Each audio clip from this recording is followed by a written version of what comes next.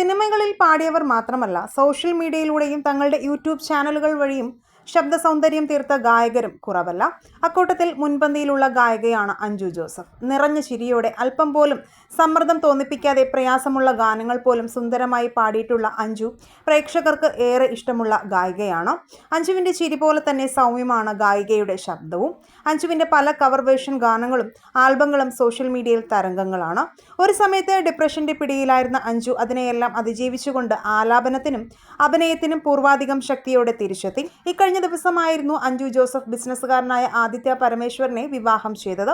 അഞ്ജു തന്നെ സോഷ്യൽ മീഡിയയിൽ പങ്കുവച്ച ചിത്രത്തിന് നിരവധി പേർ ആശംസകൾ അറിയിക്കുന്നുണ്ട്. എൻ്റെ ആമസോൺ ഗ്രീൻ ഫോറസ്റ്റിനെ വിവാഹം കഴിച്ചു എന്ന ക്യാപ്ഷനും നൽകിയാണ് അഞ്ജു ആദിത്യക്കൊപ്പമുള്ള ചിത്രങ്ങൾ പങ്കുവച്ചത്.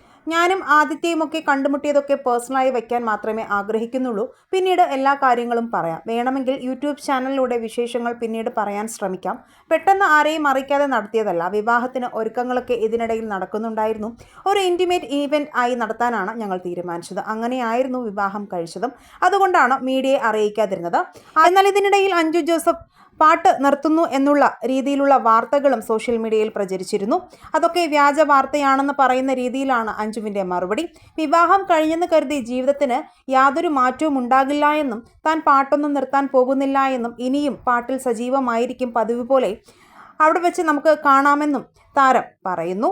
ഇപ്പോൾ മിസ്സിസ് ആയി എന്നൊരു വ്യത്യാസം മാത്രമേ ഉള്ളൂ, ബാക്കിയെല്ലാം പഴയതുപോലെ തന്നെയായിരിക്കുമെന്നും അഞ്ജു കൂട്ടിച്ചേർത്തു.